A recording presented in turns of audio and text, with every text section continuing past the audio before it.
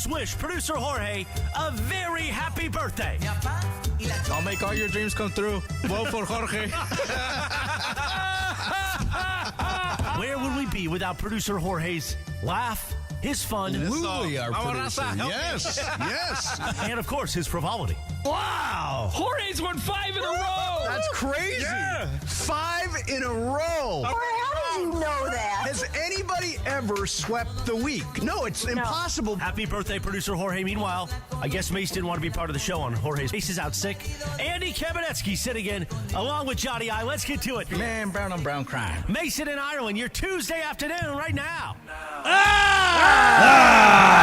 A birthday growl for Jorge Briones. Happy birthday, Jorge. Happy birthday, Jorge. How old of a man are you today? 36 today. Oh, you're a pup. Yeah. You're a toddler. Yes, I have shoes older than you. It's Jorge's birthday, so without further ado, Jorge, we decided that you shouldn't have to go through your birthday without a very large bottle of tequila. So if you turn around. You turn around here, right? That is from us to you. All right. Carlo went out and got it this morning. We passed the hat. Ooh. Now, I voted. Look at that. I wanted to get you a Casa Azul. Yeah. And That is Plaza Azul. It is. Oh, you did? So you went back to what I wanted to do. Right, yeah. Yeah. We went to the Plaza Azul, Okay. but it's the Blanco. We didn't have the Reposado was Nah, it's Oh, okay. it was very, very, very It doesn't matter. expensive. It has the same effect. No, that's So some good happy stuff. birthday. If you want to break it open Yeah, thank in you, honor guys. of USA's victory, you're more than welcome to Absolutely. and Thank get you. hammered. Now, this is the official Shots. Yeah. Shots. Team USA post-game show. Andy and I, between the two of us, don't know a whole hell of a lot about World Cup soccer. But I don't know. I'm serious about this. I don't know how the families of the Team USA players make it through this.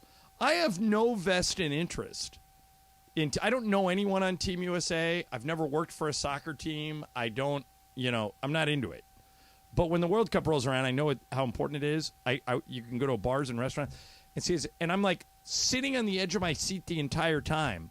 If you want to weigh in on this stuff, by the way, we're going to open the phones and we're going to talk about the Laker game. We're going to talk about Team USA. We're going to talk. If you hear anything you want to jump in on, 877-710-3776. 877-710-3776.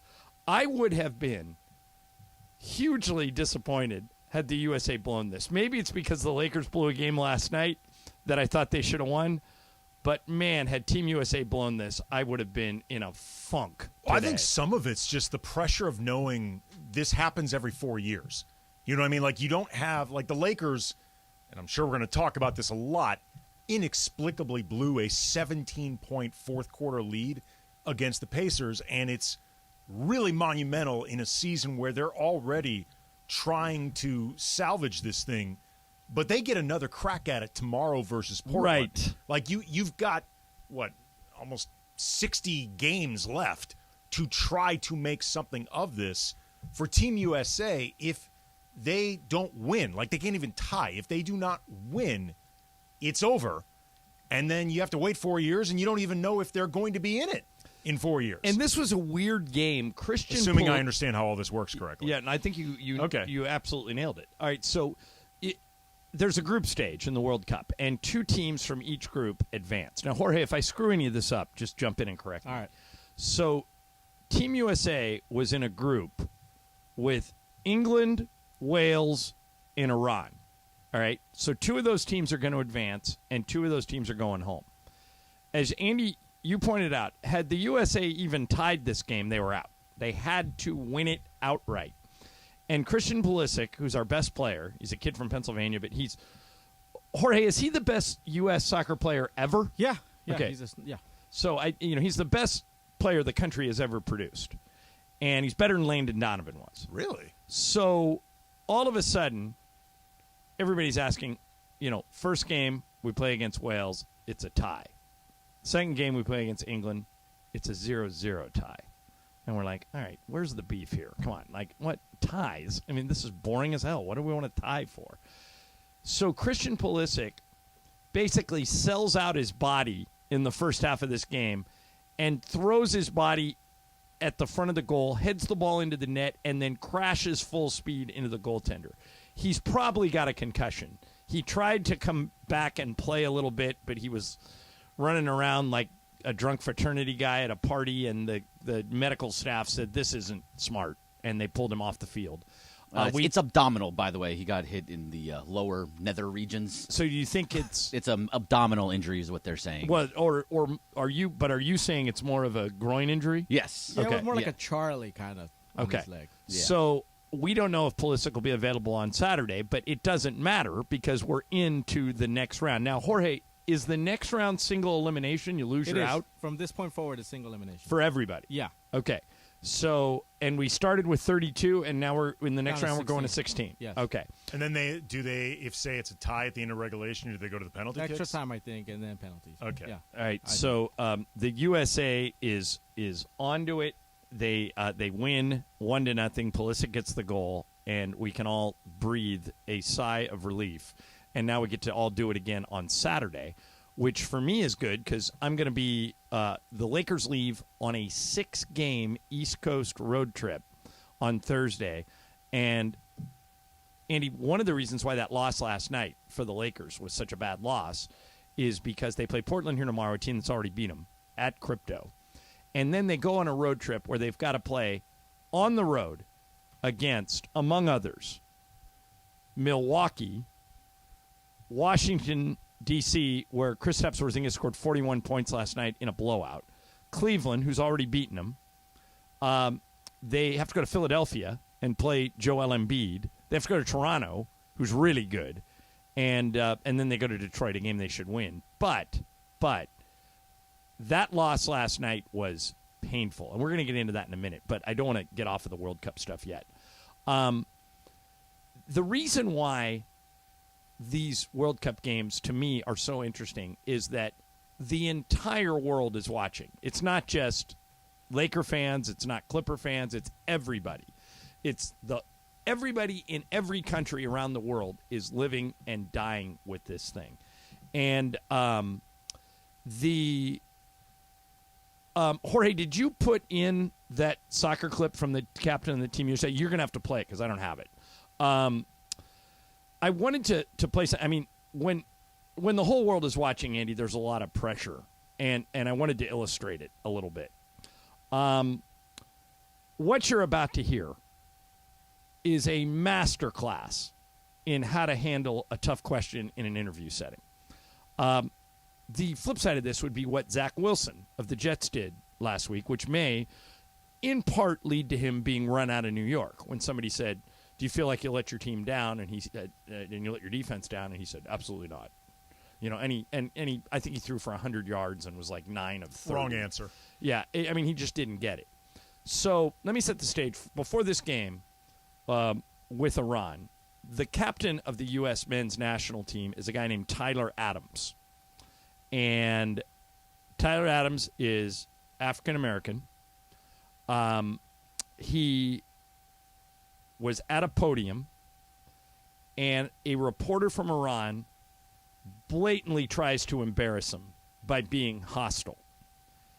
And this is what you do when a reporter tries to trick you or tries to make you put you on the defensive. What this guy's doing, what this Iranian reporter is doing, is he's fishing for a soundbite, and he wants Tyler Adams to get mad. What Tyler Adams did was an absolute home run. Here's the whole exchange. You say you support the Iranian people, but you're pronouncing our country's name wrong. Our country is named Iran, not Iran. Please, once and for all, let's get this clear. Second of all, are you okay to be representing a country that has so much discrimination against black people in its own borders? And we saw the Black Lives Matter movement over the past few years. My apologies on the mispronunciation of your country. Yeah, that being said, you know, there's discrimination everywhere you go. You know, one thing that I've learned, especially from living abroad in the past years and having to fit in different cultures, is that in the U.S. we're continuing to make progress every single day. I grew up in a white family with obviously an African-American heritage and background as well. So I had a little bit of different cultures, and I was very, very easily able to assimilate in different cultures. So not everyone has that ease and the ability to do that, and obviously it takes longer to understand. And through education, I think it's super important. Like you just educated me now on the pronunciation of your country. So it's a process. I think as long as you see progress, that's the most important thing. That's how you handle a guy trying to embarrass you. Yeah, I mean, it's interesting. I don't even know how much he was trying to embarrass Tyler Adams as he was in a lot of ways trying to embarrass America. Right. Because it really was more of Isn't it the same thing? Well, in this... He's the captain of Team USA. Right, I mean, but if Tyler Adams had been, or if it had been a different player than Tyler Adams, I imagine he would have asked some version of the same question. Right. Because it's really more of a geopolitical question than something directly related to Tyler Adams. And I think if somebody else had been up there, he would have asked the same version of it. But, yeah, he handled that extremely well, like in terms of the mispronunciation thing, which is interesting. I saw a lot of Twitter reaction to it and people pointing out, and I don't even know if this is correct or not, but I thought it was interesting, the idea of mispronunciation versus sort of regional, geographic, where you live, country-wise. Like sometimes different places pronounce things different ways. Or like Italy versus Italia, like something like that. Right.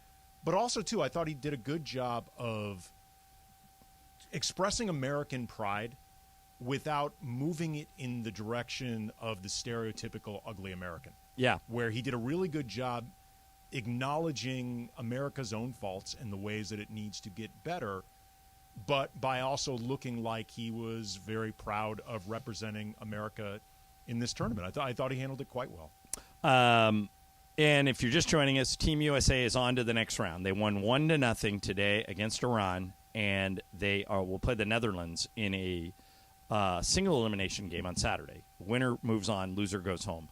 But they are into the round of 16. They are out of the group stage, which was the goal all along, and they did it on Jorge Briones' birthday. Yeah. Even though you're rooting. The extra motivation, I'm sure they had. Yeah. So, and Mexico's into the next round too, right? No. They got to play for their.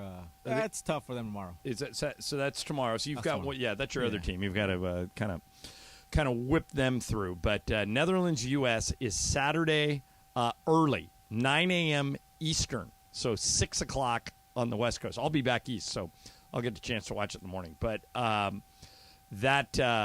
that is the big story of the day. Team USA on to the next round. All right, coming up next, a Laker game with more bells and whistles and more weird stuff happening than I can remember, and we'll explain all of it coming up next. Andy Kamenetsky in for Mace. I'm John Ireland. Mason and Ireland ESPN. Hey, Laker fans, John Ireland here. Have you downloaded the new ESPNLA app? You got to get this thing. It's great. You can get Travis and Sliwa, Mason and Ireland, Sedano and Cap, and all of our Lakers talk with Slee right in the palm of your hand. You're just one tap away from everything Lakers. You could even win Lakers tickets. React to the Lakers on ESPNLA app. Download the new ESPNLA app in the App Store or on Google Play.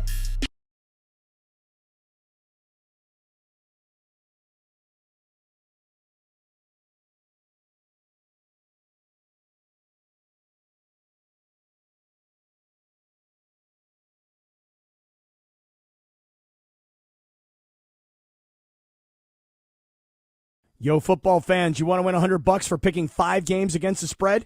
Just download the Cover 5 app for free. Compete with me and Sedano each week for a chance to win $100. Here's what you need to do. Download the Cover 5 app, use code SK22 to join our show league, and start having fun all season long. Just download the Cover 5 app, use code SK22 to join the Sedano and Cap Show League. Pick 5 games against the spread to win $100, or play all season long at cover5.com.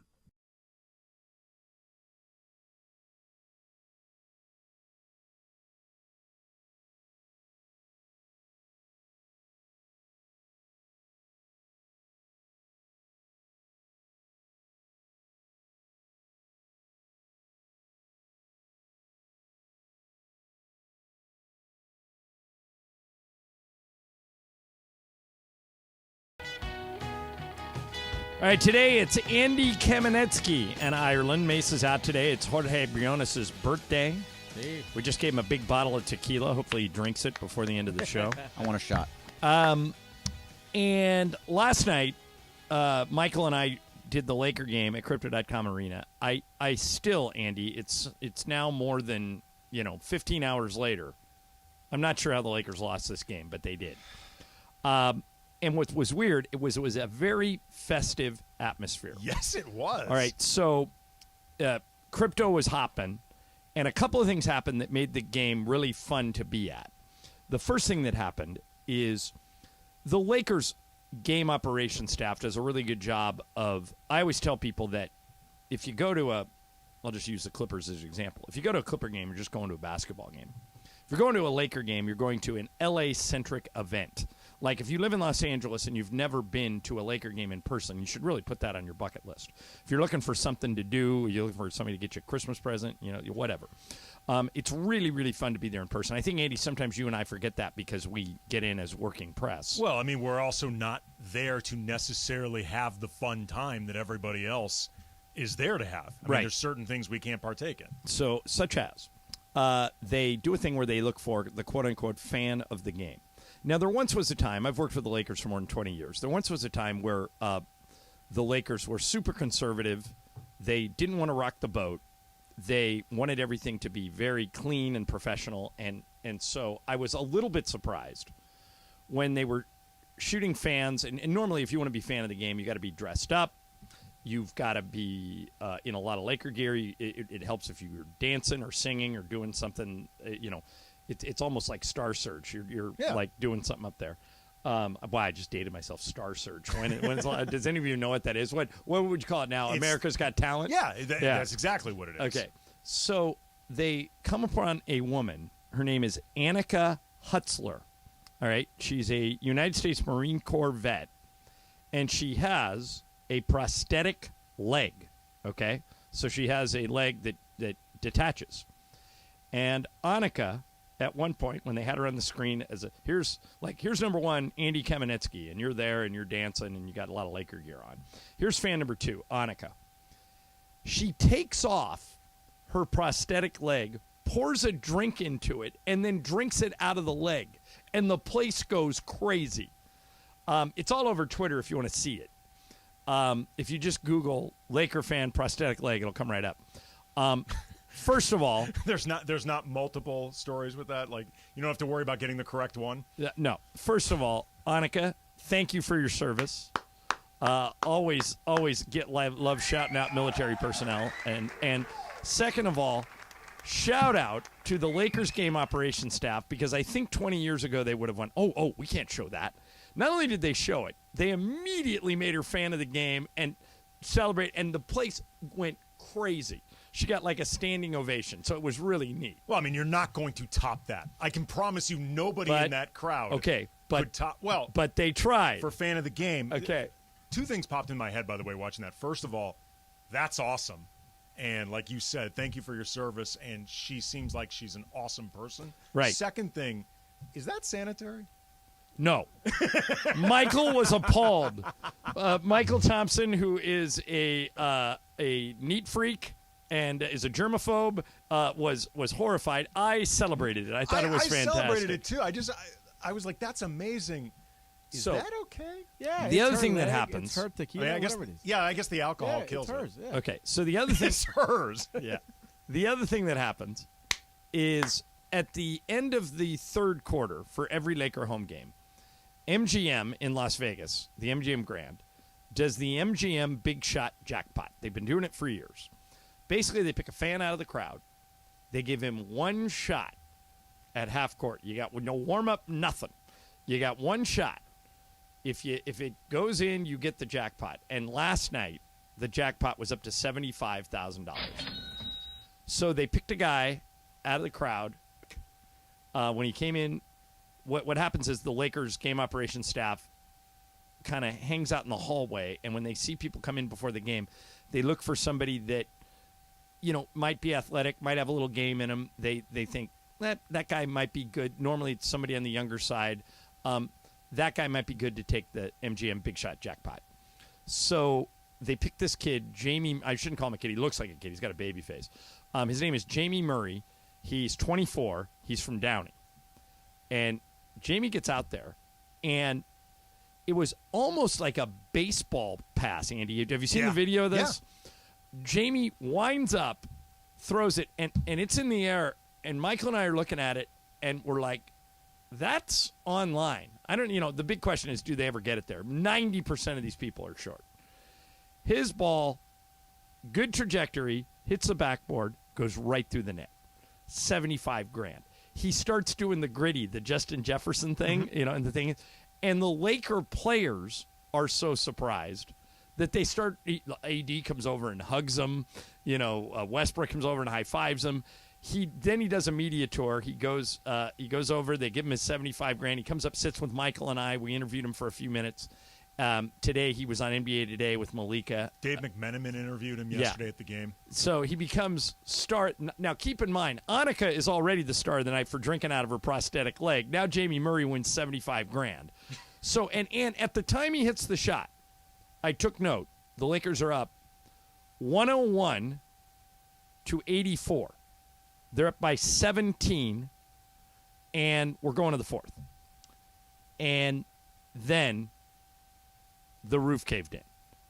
The Lakers stopped playing defense. They had been playing pretty good defense throughout the night. In the fourth quarter, they fell apart. Indiana scored on 7 of their last 8 possessions, and it looked like the Lakers were going to get away with it. They were up 2 with 8 seconds left, and all they had to do was come up with one stop, but they didn't do it. And Andrew Nebhard, a rookie from Gonzaga, threw in a three-pointer, and the Lakers lose by 1. Andy, it was it was such a fun night, and so many things going on, and then it was just like somebody came in. It's like the cops showed up at a party and said, everybody go home. It was brutal. You mentioned all the celebration happening from the people in the crowd. There was also a lot of celebration happening on the court. Like, Russell Westbrook was in full-on entertainer mode. Like, in the second half. Oh, he's playing to the crowd more than I've ever seen him. He rocked every baby after every shot. He was flexing. He was doing dances. And, look, Russ, for a lot of this game in the second half, was spectacular. As a scorer, as a distributor, it was, in that half, maybe the best he had played as a Laker. And you could tell there was some extra juice there because he knows he's been linked in these rumors to Miles Turner and Buddy Hield. And his energy, to me, felt very, I got your Miles Turner and Buddy Hield right here, friendo. You could tell he was aware of all this, but they may have over-celebrated a bit themselves. Yeah. Well, and especially with the way things ended. So, by the way, I have a thought on the potential Miles Turner Buddy Hield trade that I'll share with you coming up next. Up next, we'll spin the wheel of questions, and we'll take some of your phone calls at 877-710-ESPN, 877-710-3776. We've thrown a lot of stuff at you, a lot of World Cup talk, a lot of Laker talk, whatever you want to talk about. Phone lines are open. Let me tell you about ZipRecruiter.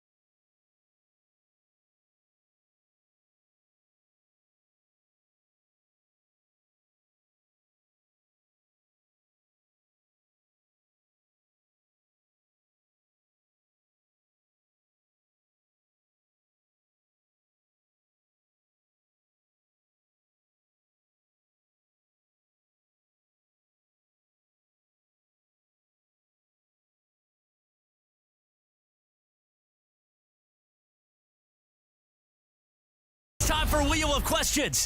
Wheel of Questions is presented by our friends at Puente Hills Toyota. Got a car that's just sitting around not being used? Bring it to Puente Hills Toyota today for an instant cash offer. Puente Hills Toyota, the house of yes. Producer Jorge, are you ready with that wheel? Hit it!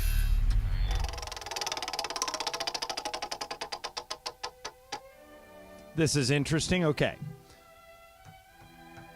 For the purpose of this question, anyone you think of or ask will say yes. Okay? Here's the question. Okay. If you could pick one professional to mentor you, who would it be and why? So anybody alive, can't be somebody dead, obviously, but anybody alive, and they'll say yes. Jorge, it's your birthday. Anybody alive will say yes. Who you want to mentor you? I think I'll go with Magic Johnson. Ooh, that's a Magic good Johnson's answer. Well, he's well known. He's like, Well, man, he might just throw you a Starbucks. There you go. Magic Johnson would be my answer. All right. Just for the effort. Bergman, what's your answer? I'm stuck between two, but I think I'm going to go with Dan Patrick. That's a good answer. Because he is... But what's interesting about that is, Greg... Oh, I knew this was coming. That's why I did this. Okay. So, Bergman and I are friends. We like each other. But we completely disagree about what a good sports radio show is. Agreed. A lot of guests, a lot of calls. I want it to be a sports bar without the liquor. Greg wants no guests and no calls. I want it to be a sports bar without the liquor as well. Dan Patrick is all guests, all calls, all the time. Different, but when he also the way that he interviews people are very short, quick questions, and he gets a lot out of them. Right. I think sometimes we go really long on them. I also like the way that he how he works with all of the people around him. There's never any talkover with any of the people on the show. So there's I just think he's a very smart It's broadcaster. a good answer to the question. Andy, what is your answer? I'm going to go... Oh, wait, who's the other one? The other one's going to be Howard Stern, which That's is another my answer. guy. Oh, Howard Stern's your answer? That was my answer. Yeah. I would pick Howard Stern just because I think that he's the best broadcaster alive today. I was watching last night on HBO. He did a 2-hour thing with Springsteen. Yeah. Brilliant. He's just really good. Andy, what popped into your head? Paul Thomas Anderson. PTA, the director. Okay. Because, I may get to meet him one day. Really? So here's how. So this is a weird connection. The place where I play golf is one of the guys that's at the golf course a lot is Dick Rudolph. Dick Rudolph is Maya Rudolph's father. Right. And from he's married to SNL. Maya Rudolph. And he's married to, or Maya's married to PTA. And PTA, they have 4 kids. Mm-hmm. By the way, have you seen her show Loot? I have not, but You'd I love love her. You'd It's love pretty it. good. Yeah, it's very, very good. It's on Apple. You should check She it out. is so funny on the show Big Mouth. Yeah. She does one of the voices on it. She is just So I don't know what the hysterical. scenario would be under which I could, but I know his father-in-law. Well, the reason I chose Paul Thomas Anderson is there's always a part of me that is going to wonder about staying on the path that I had originally wanted to go on, which was screenwriting and, making movies, making television. Does he have a better movie than Boogie Nights, or is that it? Boogie Nights is phenomenal. I know. I think it's almost a perfect movie. And my guy Don Cheadle's in that. Yep. There Will Be Blood is real. Loved Phantom Thread. Mm-hmm. That's a great movie. But Boogie Nights is my favorite Yeah. of all of his movies. But he writes, he directs, he does his own editing. He's capable of doing everything. But even if, say, I didn't learn specifically from film, or about film from Paul Thomas Anderson, just creativity. I think he's somebody that you could learn a lot for general creativity, which is something that I always try to bring to whatever I do. So the interesting thing about Boogie Nights is, and I don't know how he did it. I don't know how he pulled it off. But if you watch that movie, you find yourself rooting for people that are absolutely nothing like you. In other words, like Julianne Moore in that movie is a bad wife. She sleeps around on Burt Reynolds. She's a bad mom. She's got a huge drug habit. You find yourself rooting for Julianne Moore at every turn. And when she makes, and she keeps stepping on landmines throughout the whole movie, and every time she does, you feel bad for her. You end up rooting for Mark Wahlberg, even though he goes down this dark path and ruins his career. You find yourself rooting for Cheadle. You find yourself rooting for everybody in that movie. And it's it's great. I don't know how he did it. Well, he brings humanity to all the characters. Like, you Yeah. can tell, as much as there are elements of the life that he makes fun of, and, like, a few of them are not that smart, he never condescends with them. Like, he clearly loves these characters. Like, Dirk Diggler, that character, was somebody that he actually invented in high school. He grew up in the industry and, was surrounded. He was surrounded by the Hollywood industry, but also growing up in the Valley was surrounded by the adult industry. So those were two things that he was very hyper aware of as a young kid. And he created that character, Dirk Diggler, as a high schooler and made a short film. And that was about the Dirk beginning Diggler, of it. and that was the Yeah. beginning of it. Yeah, it's a really good movie. It's that's one of a my good all- answer, It's too. one of my all-time favorites. Don Cheadle's birthday, too, by the way. Today? Yeah. Same We birthday as should- you. yes, All right, happy yeah. birthday, Cheadle. All right, we got some people online. Here's Eddie in Marina Del Rey. I think he wants to talk about the World Cup. Hey, Eddie. Hey, Eddie. Yeah, great show, you guys. Every day appreciate it very much. Thank you. Listen, what I'm going to use as a word is how important this game was tonight. John, I read this morning this tournament cost $220 billion to put on. That's amazing. And guess where it is controversial. Who we played is controversial. We have 22 athletes in this country that showed us today when the chips are down, America comes back. And when you read the uniforms, John, it doesn't say Los Angeles Lakers or New York Knicks. It says USA. And you know what? The whole country was supporting this team. Not a city like the Super Bowl. There's some people in Alabama and Mississippi who don't really care about the Super Bowl. But everybody cared about this game this morning because we were going to go home if we lost. Now, similar is the Olympics. But you don't really go home in the Olympics. It's not really. It's just Right, a you medal hang race. around and you go to the closing ceremonies, and yeah, you're right. This would have been get on a plane and get your ass home. Right. Yeah. This is amazing, and it shows America at its best. When the chips are down, the USA comes through. Thank you, Eddie. guys. Good call. It is. I have no explanation, Andy, for why I get so uptight watching these games, but I do. I think it's just you've spent enough time in sports that you understand the pressure these athletes are going through. It's just and by the way, every time that Iran got a shot on goal, I was like, it's going in. That's it. Blah, blah, blah. It was unbelievable. And the U.S. Soccer Federation is saying that Christian Pulisic has been taken to the hospital with an abdominal injury. Ooh. So it doesn't say whether he's going to be able to play or not on Saturday. Maybe broken ribs. Could have been a lot of things. Yeah, so we'll see whether or not. I think that if they lose Saturday, they still had a good World Cup. Because Jorge, would you agree with that? Oh yeah, absolutely. It was one of the toughest groups to get out of. Yeah, so getting out of the group stage in a group with England and Wales and Iran is pretty good. Still a great night. Still a That's great right. night. Here's Dave in a girl wants to talk NBA. Hey, Dave, you're on ESPNLA. Hi. Hi, I'm actually a Clipper fan, and I have a little beef about the scheduling, and I was wondering, I guess you may not know the answer. Okay, because try it. Greg said he already asked you this. But in the month of November, 6 times the Lakers had a team on a back-to-back that just played the Clippers the night before, whereas one time it went the other way, but that was when both teams had back-to-backs and the teams just swapped. Right. There are all sorts of scheduling quirks, Dave, that you can point out. Those things every team has between 11 and 14 back-to-backs. So they're all the same. Sooner or later that situation's going to reverse. I'll give you an example of why I'd rather have the Clippers schedule than the Lakers schedule. The Lakers are out of town this year on every single holiday. They're out of town on Thanksgiving. They're out of town on Christmas Eve. They're out of town on Christmas Day. They're out of town on New Year's Eve. They're out of town on New Year's Day. On top of that, in the month of December, which starts tomorrow, or I guess it starts Thursday, the Lakers have 16 games. That's more than any team in the NBA, and 12 of them are on the road, most of them back east. So even though it looked like in November that the Clippers kind of got screwed, trust me, the Lakers are getting screwed coming up. It's really hard to have a whole 82-game schedule that's easy. Yeah. Like that, it's borderline impossible. Dave, I think you could go to every team and say, what do you think of the schedule? And they will have some type of complaint. I'm sure the Clippers noticed exactly what you noticed and said, hey, guys, come on, how about letting us have the second end of the back-to-back?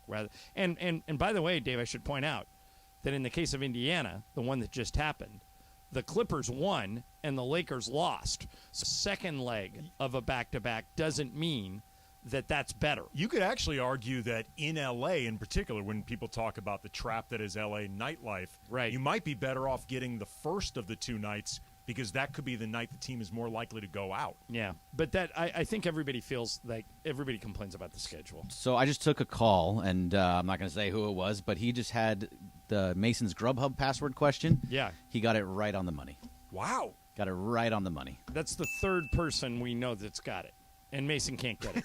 He Figure it out. can't figure it out. Somebody tweeted it to Greg and I. I ran into somebody in Phoenix, and now Greg just got a call. Yep. And Mason cannot figure it out. Let me ask you this, because I genuinely don't know it. Nobody's told me it. Yep. You're a big part of this, all, by the way. Is it actually pretty obvious? Yes. Don't Extremely. guess on the air, but off the air, I bet you can get it. And I'll let you ask a series. You can ask as many yes or we've given Mason 20 yes or no questions. Yeah, I know. Like, I've heard some of these. All right, so I'll give you 5. Okay. All right, and you can do them during the breaks. And my guess is that with the 5, you will get it before the end of the show. Okay. And he, for the life of him, cannot get it. Can't do it. It's amazing. Here's Jake in Burbank. Wants to talk World Cup. Hey, Jake, you're on ESPNLA. Hi. Hey, love it and love the talk that they're getting. And what's even more amazing, our best athletes in general in this country all play football and basketball. They don't grow up playing soccer as their number one sport. Correct. If we had all our best athletes playing soccer, we would be so much better off, but these guys have been incredible. So the ones who get there against all odds, and the performance today was just phenomenal. They deserved it, and I think they got a real shot to beat the Netherlands because the Netherlands is going to look at us and think, whatever, same old Americans. But this team is not. It is young, it is aggressive, and it is very good. It's a great point and a good call, Jake. Thank you for calling. I am, for lack of a better word, I'm proud of those guys, man. I thought that they were probably going to, when the situation, everybody said, well, we'll beat Iran. We couldn't score over there. Like, the first game was a 1-1 tie, and the second game was a 0-0 tie, and today was a 1-0 game. Andy, we've scored 2 goals in 3 games, and somehow we're going on to the next round. I mean, that's hard to do. Now, I have, full disclosure, not been following this much, and by much, I mean at all. Yeah. Does Iran, do they advance? No. So they're done. Is England through, Jorge? Yes, they are. Yeah. Okay, so England and U.S. are through, and that Group E is done. So they're done. So Okay. was Iran in a situation where, as long as they didn't lose, they were okay? I think either team had a win to go to advance. Okay. No, Iran would were have out? advanced with a tie. Oh, okay. That's what I thought. Yeah. Okay. Yeah, the U.S. had to win the game outright. And now you're into single elimination, so there's going to be a winner. They'll go extra time, they'll go penalty kicks, whatever. They'll figure it out. It would be really interesting to know exactly, like, Ron, how the pressure in that game from knowing, okay, as long as we hold 0, which is a totally possible score, we're good, to all of a sudden, okay, we need a goal. We need a goal now. Yeah. And in soccer, that is not easily delivered. That would be really, really fascinating to know. Okay. Coming up next, I'm going to do a little experiment. Andy, a full disclosure. I hate with a capital H, cancel culture. I hate people. I think we throw people away for making mistakes, and that's stupid. Okay. Yet, you will not believe who somebody we know and like is trying to cancel. It's staggering to me. But the other day, I stood up for somebody that was getting canceled, and people crushed me. So I will throw this at you, and you tell me if this, it's not a person. Well, technically it is a person. Technically it's a person? You'll understand more when I explain it next. Mason and Ireland, ESPN.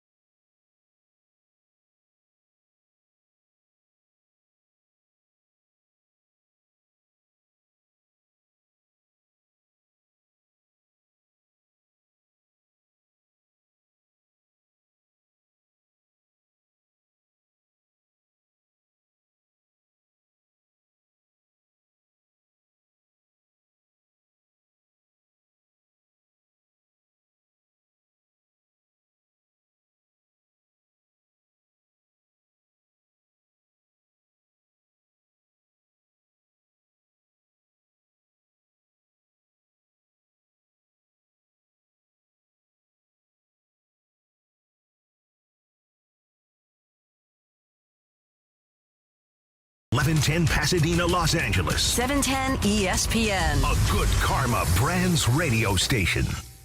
And it is Mason and Ireland on 710 ESPN, the OGs of LA Sports Radio. We're here each weekday, 1 to 4 p.m. for your afternoon.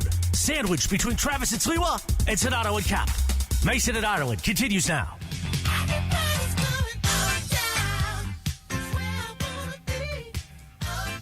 This is kind of a double whammy because this is off the John Ireland playlist, but Andy is one of my few friends that actually knows this song and who sings it.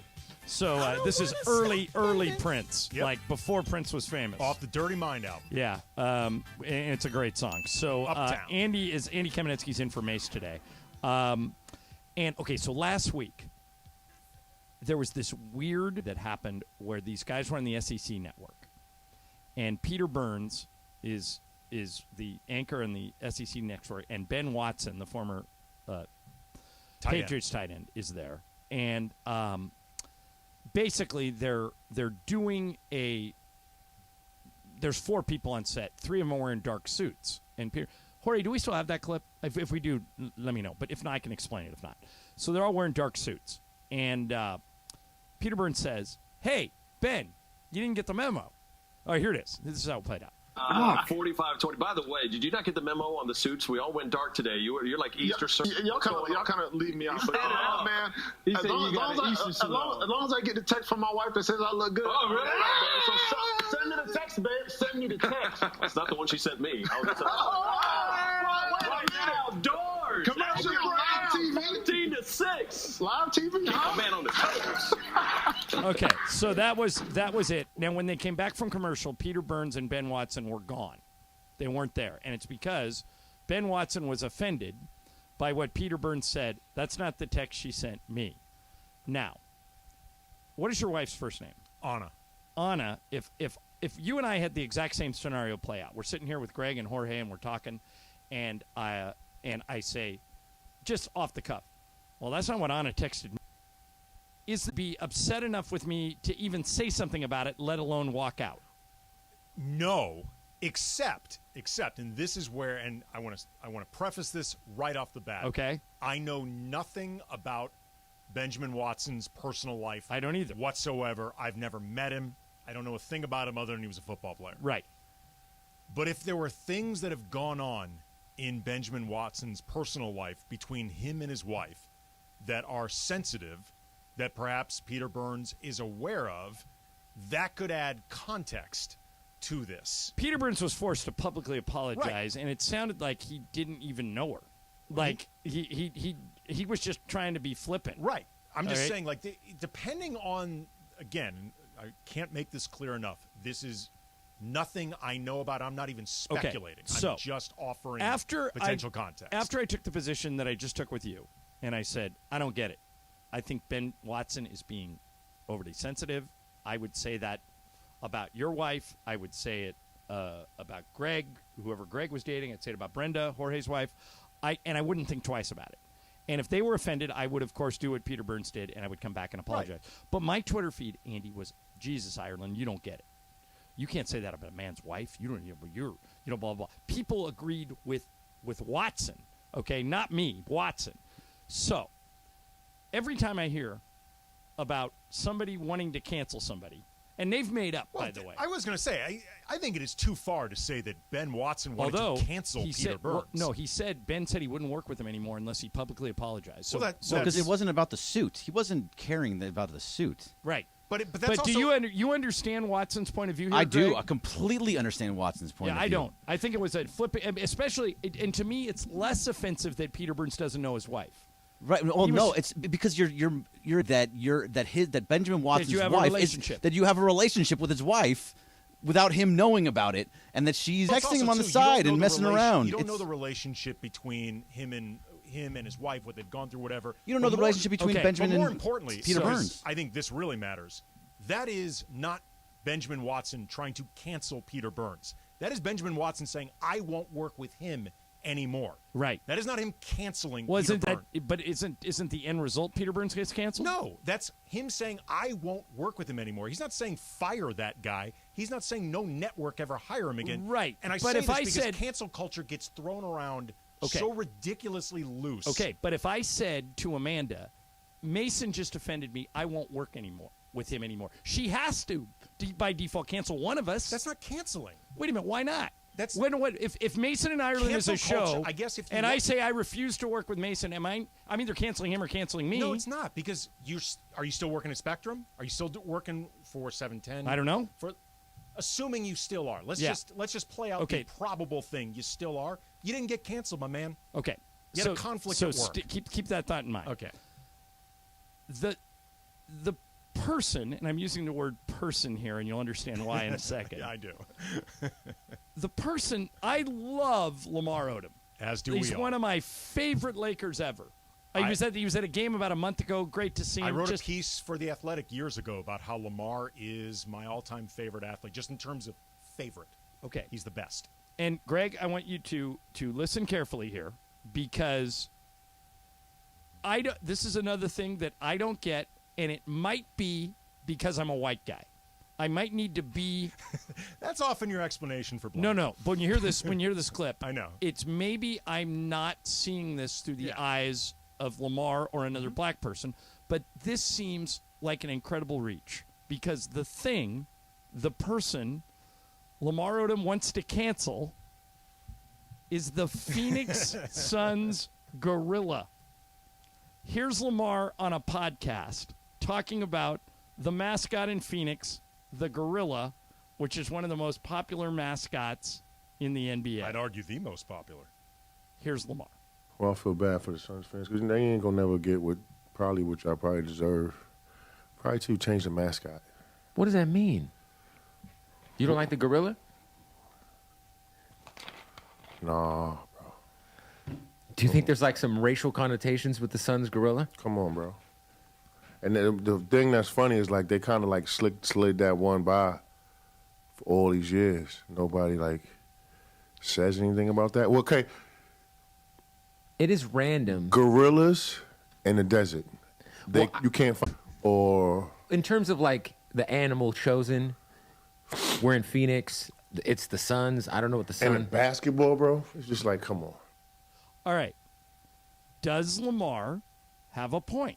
Yeah, actually, I think he does have a point. You would opt to change the animal. I'm not saying that the mascot should be changed. I'm saying I understand where Lamar is coming from, particularly in light of what has come out about Robert Sarver. Because let me clarify something. The gorilla started in 1980. Sarver bought the team in 2004. That's fine, but I'm just saying, okay. Particularly, and also, frankly, what we've seen with a lot of rich billionaire white owners across sports. I'm not saying that the Suns gorilla necessarily has to go. I'm saying I understand where Lamar's coming from. He's also correct in the sense that if you were looking to do a mascot from scratch in 2022, there ain't no way in hell in an NBA team it's going to be a gorilla. I can promise you that. I can honestly say, and maybe this is, again, me not being sensitive enough, I never thought of the gorilla having racial connotations until just I heard Lamar. Well, I want to make it clear. I'm not saying that people should automatically be offended by it or that there's anything Lamar is, behind obviously. it. Well, sure, yeah. and he can be. That's fine.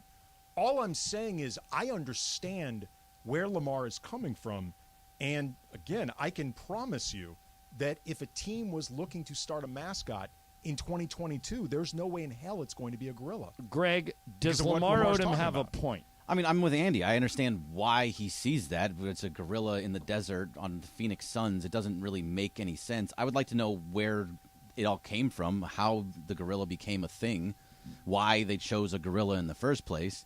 But, I mean, I didn't think – I'm with you on that. On the other side, though, John, I didn't think about that at all until just right now, but I get it. I mean, I get why Lamar's upset, and it's totally fine if he wants to be. What I'm realizing about me, Andy, is that I'm my sensitivity meter needs to get bigger.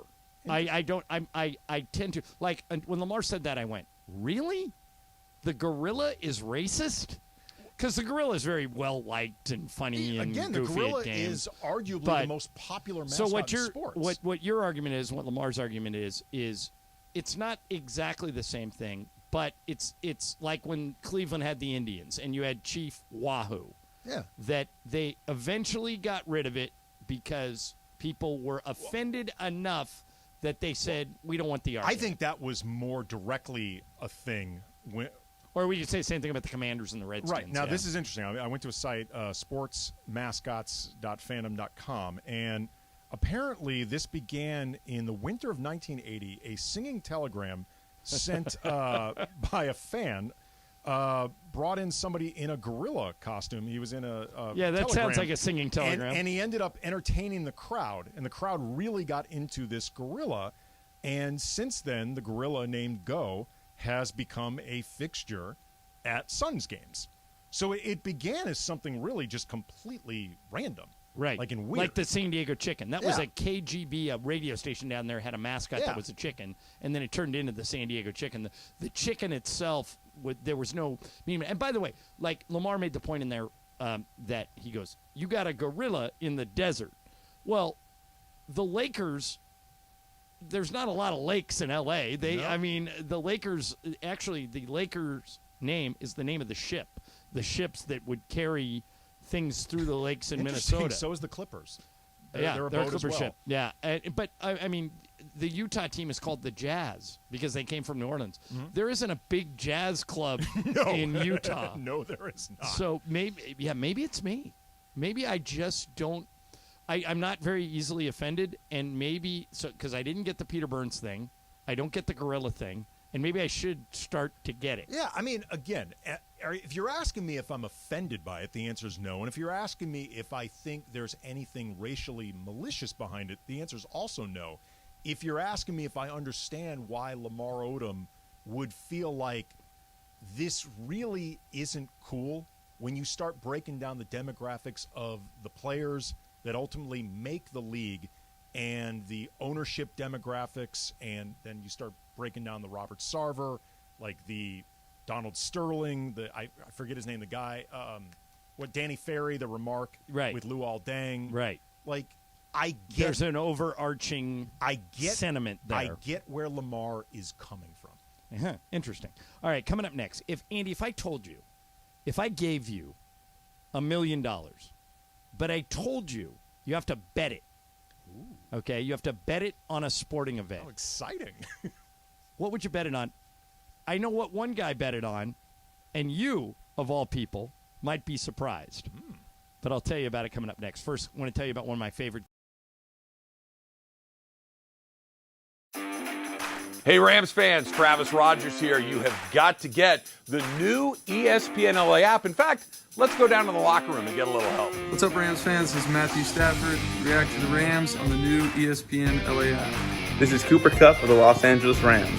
Listen to all your Rams talk on the ESPNLA app. You are just one tap away from Rams All Access. Travis and Slee, Mason and Ireland, and Sedano and Cap. Download it now on the App Store or Google Play.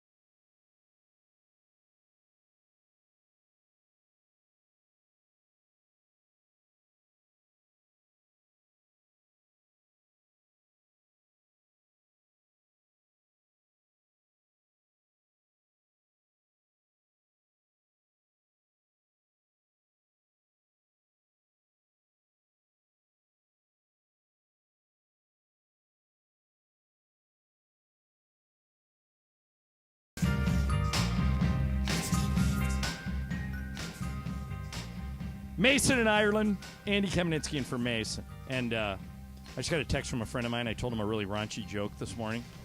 And he said, that joke is terrible. I just told it to Andy, and you liked it. I did so, like it. Patrick, you're the only one who thinks that joke is terrible.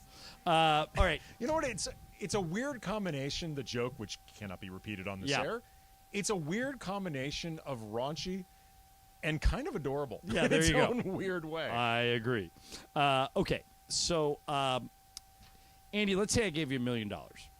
Okay, but you have to bet it on a game, on a team, on something. You have to bet it in sports between now and the end of the year. So you basically got a month. Okay, so I can tell you what the biggest college football bet of the year is, and it is for just under $1 million. Okay? It's for $900,000, and it's on USC to beat Utah this Friday in the Pac-12 championship. Nice. A Nevada bettor bet $901,350.65 on USC on the money line against Utah. So if he wins it, he makes an additional $693,000. So USC just has to win the game. Points don't matter. Right. Okay. But he wins a little bit less. He wins $693,000. Big believer in USC. I think USC is really good. I think they're going to win that game. I would not bet $1 million on it. How about you? This season, man, feels like something's happening Oh, with here USC. we go. Okay, to answer your question, first of all, my cheat answer for what would I bet for $1 million is I would bet on myself at a high-stakes poker game. Because that is my dream to actually have, like, and million then you bucks. actually control it. Right. Yeah. But, well, you know. Bergman, I give you $1 million. You have to bet it before the end of the year. What do you bet it on? I'm stealing this from Amanda. I'm going to take any game that the Rams are playing and have them lose. That's what Travis is doing. He's in that survivor pool, and he's just going to pick the Seahawks because the Rams are so beat up. Jorge, what are you going with? Oh, the Niners. The next win. Oh, you're a jerk. Niners. Going with the Niners. Yeah, John. you're just a jerk. By the way, speaking of USC, let's do something nice for somebody. Right now, we're going to give away tickets to the Pac-12 championship game. Caller number 7 to 877-710-ESPN wins Greg, this right? 4? We're giving 4 tickets? 4 pack of tickets, yes. All right, to the Pac-12 championship game featuring USC against Utah. Game is this Friday at Allegiant Stadium in Vegas, 5 o'clock kickoff. Tickets, discount hotel, and airfares are available at pac-12.com/tickets. pac12.com/tickets, and there's a hyphen between Pac and 12. That's 7